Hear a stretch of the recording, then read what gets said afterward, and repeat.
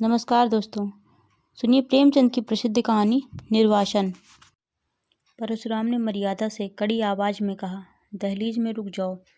मर्यादा ने पूछा, ऐसा क्या हो गया कि मुझे दहलीज में रुकने के लिए कह रहे हो? मुझे छूत लग गया क्या? तुम्हें घर के अंदर आने से पहले यह बताना होगा, इतने दिनों से कहाँ और किसके साथ थी, अब यहाँ कैसे और किसके साथ आई हो? परशुराम ने पूछा। मर्यादा बोली, इन बातों को पूछने का बाद में समय नहीं मिलेगा क्या? परशुराम कहने लगे, नहीं, तुम्हें अभी जवाब देना होगा। हम दोनों साथ में ही नदी से बाहर निकले थे। तुम मेरे पीछे चल रही थी, लेकिन अचानक कहाँ चली गई थी? दुखी आवाज में मर्यादा बोलने लगी, आपने देखा नहीं था कि वहाँ अचानक नागा पंथ के साधुओं का हुजूम आ गया था। सारे लोग इधर उधर दौड़ रहे थे, तभी मुझे धक्का लगा और मैं न जाने किस दिशा में चली गई। जैसे ही भीड़ कम होने लगी, मैंने आपको खूब पुकारा। अच्छा, तब क्या हुआ? परशुराम ने पूछा। आप कहीं भी नहीं दिखे तो मैं रोने लग गई। संध्या तक वहीं बैठी। फिर एक लड़के ने आकर मुझसे पूछा कि तुम खो गई हो। मैंने जैसे ही हाँ कहा तो उसने मुझसे घर का पता और पति का नाम पूछकर एक डायरी में लिख लिया। फिर मुझे कहा कि तुम्हें घर तक हम पहुंचा देंगे, बस तुम अभी मेरे साथ चलो। मेरे पास कोई रास्ता भी नहीं था तो मैं उसके साथ चल दी। परशुराम ने एकदम पूछा, वो तुम्हें कहाँ ले गया और वो कौन था? मर्यादा बोली, वो एक समिति का सेवक था जो मुझे अपने कार्यालय लेकर गया था। वहाँ उनका अध्यक्ष और कई सारे स्वयं सेवक थे। उन्होंने मेरा पता एक रजिस्टर में लिखा और एक घर में भेज दिया। वहाँ खोई हुई कई सारी महिलाएं थीं।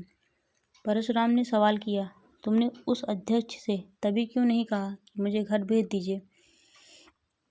मर्यादा ने कहा, मैंने कई बार उनसे मुझे घर भी पहुंचाने के लिए कहा, लेकिन वो बार बार यही कहते थे कि मेला खत्म होने के बाद वो सारी महिलाओं को एक साथ ही घर भेजने की व्यवस्था करेंगे।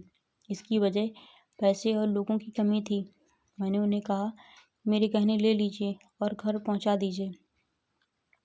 इन गहनों के अलावा भी मैं और ज़्यादा पैसे दे सकती हूँ, बस मुझे मेरे पति के पास पहुँचा दो।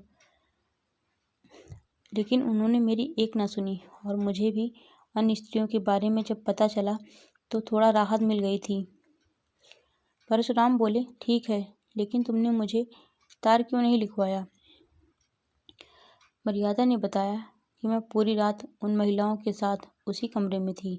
अगले दिन मैंने सोचा कि जब ये लोग मुझे घर भेज ही देंगे तो तार की क्या ज़रूरत। फिर परशुराम पूछने लगे, रात भर सारी महिलाएं एक ही कमरे में थी तो कमरे में युवक भी आते जाते रहे होंगे?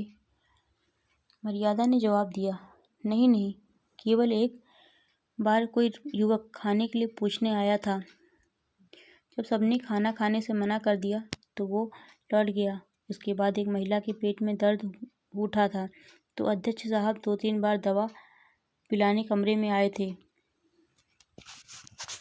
झट से परशुराम ने कहा, देखो, अब निकली ना असली बात। मैं लोगों को खूब अच्छे से जानता हूँ।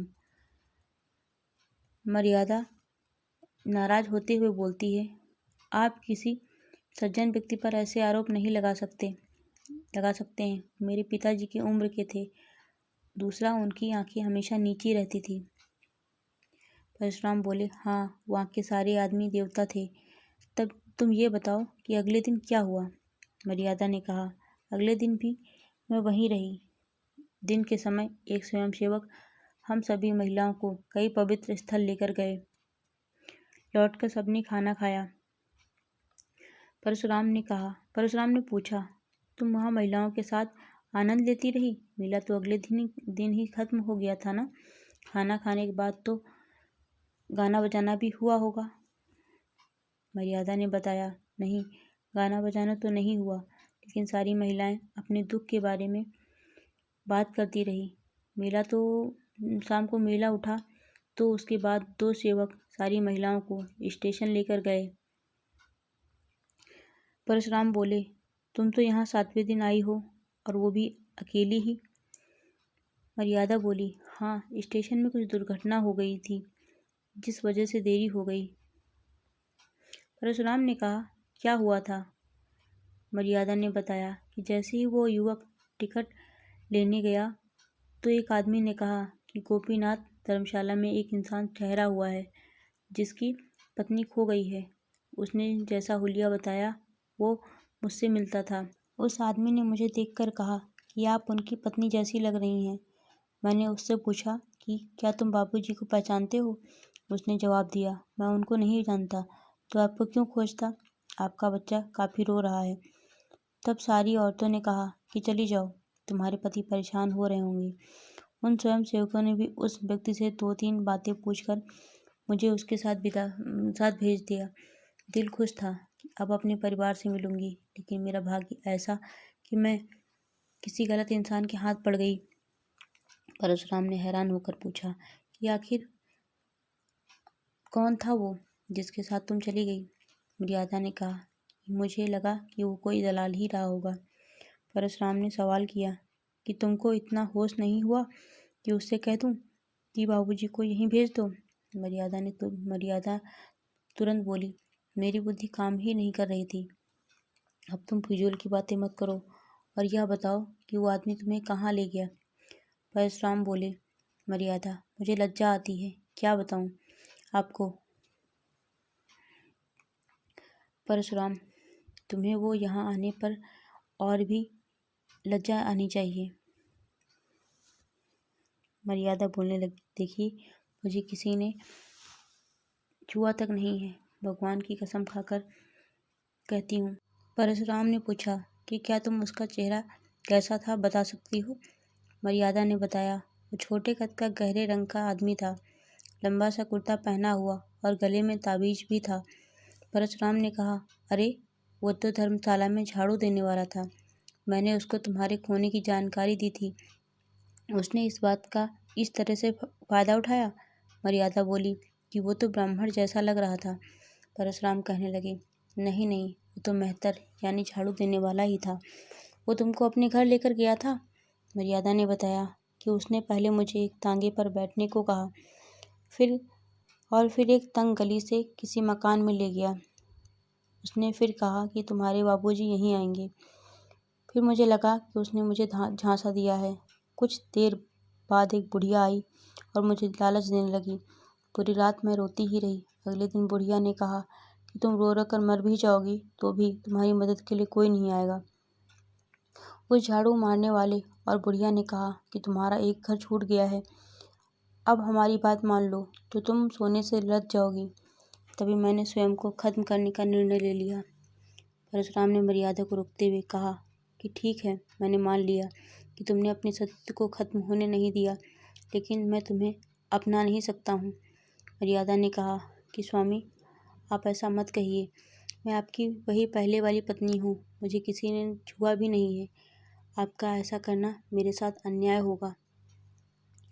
परशुराम ने कहा कि यह अन्याय नहीं बल्कि भगवान का खेल है। मैं 6 दिनों से यही सब सोच रहा हूँ। मुझे समाज की चिंता नहीं है, लेकिन तुम पर किसी दूसरे की नज़र पड़ी।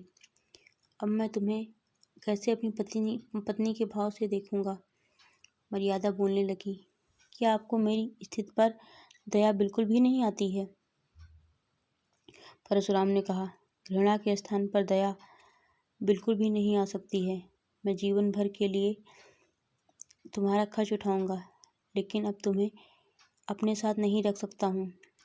किसी गैर पुरुष के साथ एक क्षण रहने से भी पतिव्रत पूरी तरह नष्ट हो जाता है। मर्यादा ने पूछा, तुम्हारी यही इच्छा है कि मैं यहाँ से हमेशा के लिए चली जाऊँ?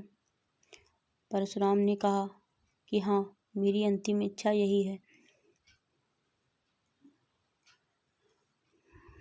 मर्यादा बोली, ठीक है फिर, लेकिन क्या तुम मुझे वासुदेव को अपने संग ले जाने दोगे? परशुराम बोल पड़े, बिल्कुल नहीं, वो मेरा बेटा है। मर्यादा ने पूछा, क्या मैं उसे आखिरी बार देख सकती हूँ, अपने बेटे को प्यार कर सकती हूँ? परशुराम ने जवाब दिया, मेरा मन तो नहीं है, लेकिन तुम्हें मन हो तो दूर से ही देख लो। मर्यादा ने कहा, ठीक है, अब जाने दो, सोच लूँगी।